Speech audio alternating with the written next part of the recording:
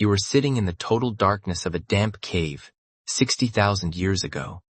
The air smells of wet stone, pine smoke, and wood ash. Beside you lies a body. The chest is no longer rising. The skin is cold to the touch. It is someone who walked with you yesterday. Someone who hunted beside you. Someone whose laughter echoed off these exact stone walls just a few hours ago. You call their name, but there is no answer. There are no hospitals, no doctors, no white sheets, no sterile corridors. There is only you, a small band of terrified humans, and a cold body in the dark. For a modern human, confronting death is usually postponed, sanitized, and hidden away behind hospital curtains and professional undertakers. But for 99% of human history, death was not a distant event that happened in a quiet room at the end of a long life. It was immediate, frequent, and devastating. Yet, when our ancestors faced the terrifying reality of mortality, they did something extraordinary, something no other species on Earth had ever done. They didn't just abandon the body and move on. They sat down in the dirt, they wept, and they began to care for those who could no longer walk beside them.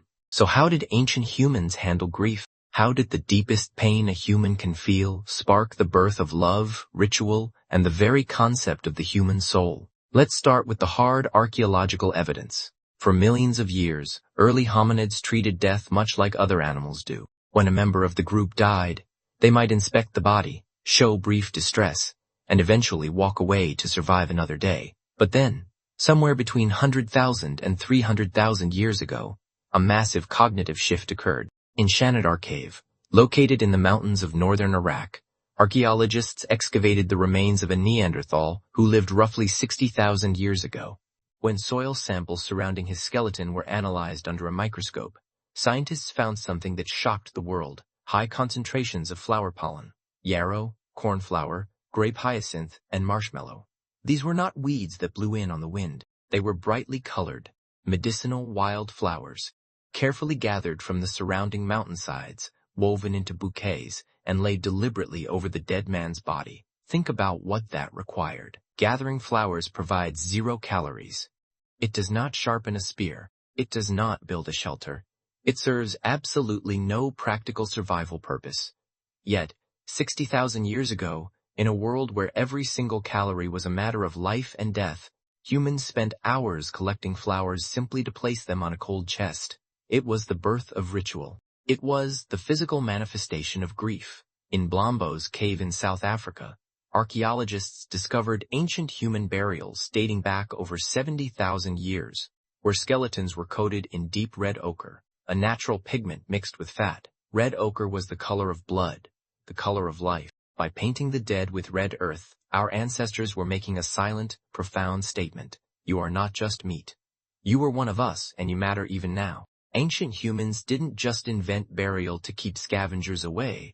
They invented it because grief was too heavy for one person to carry alone. Among hunter-gatherer bands of 15 to 50 people, everyone knew everyone intimately. When a child died, or a hunter was struck down by a cave lion, it wasn't a private family loss. It was a crisis that tore through the entire collective psyche of the tribe. Anthropological studies of surviving indigenous groups, such as the Hadza of Tanzania or the Jew Hoanzi of the Kalahari, show that mourning was deeply communal. When death struck, the entire band stopped moving. They would gather in a tight circle around the body. They wept together, they wailed, they held each other, and they shared stories of the deceased late into the night. There was no attempt to suppress the pain, no societal pressure to stay strong or move on quickly. Grief was given full, uninhibited expression, because the tribe understood a vital truth that modern society has forgotten.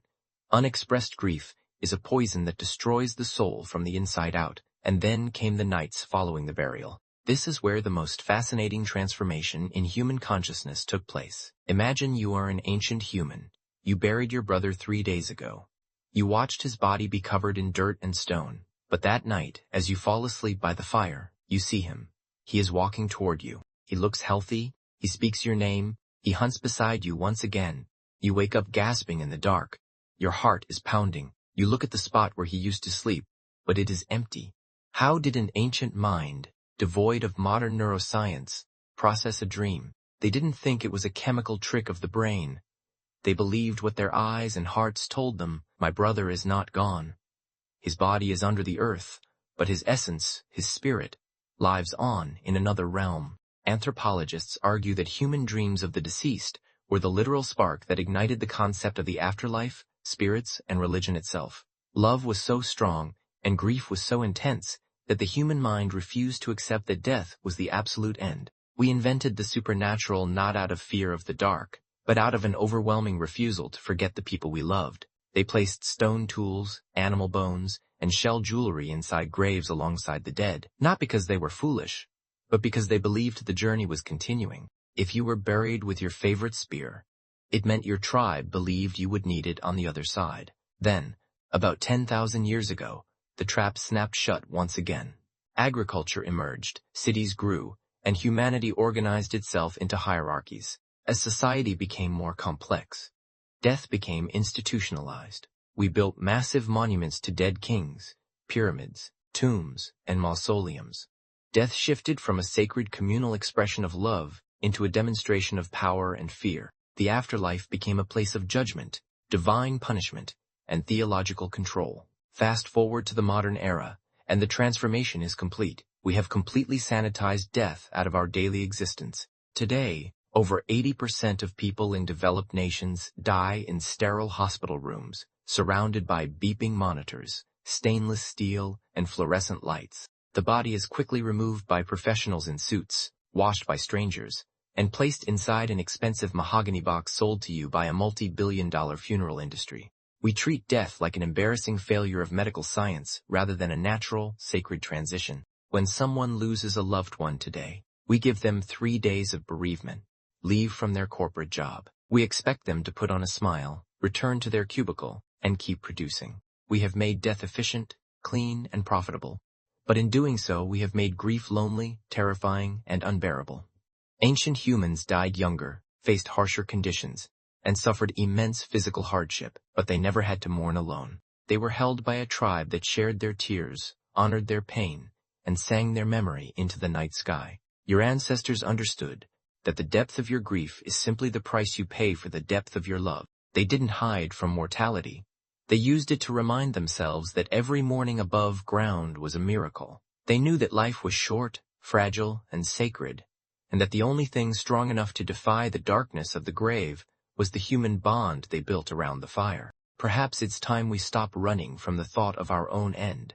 Perhaps it's time to pull death out of the sterile hospital shadow, hold the hands of those we love a little tighter today, and remember that we are part of an unbroken chain of human hearts that has been carrying each other through the dark for 300 years. If this exploration stirred something deep within you, I ask you to join this community.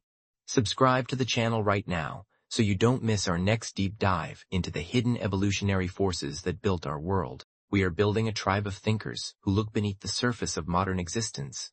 I also want to hear from you directly down in the comments. How do you feel about the way modern society treats death and mourning? Have we lost something vital by hiding our grief behind closed doors?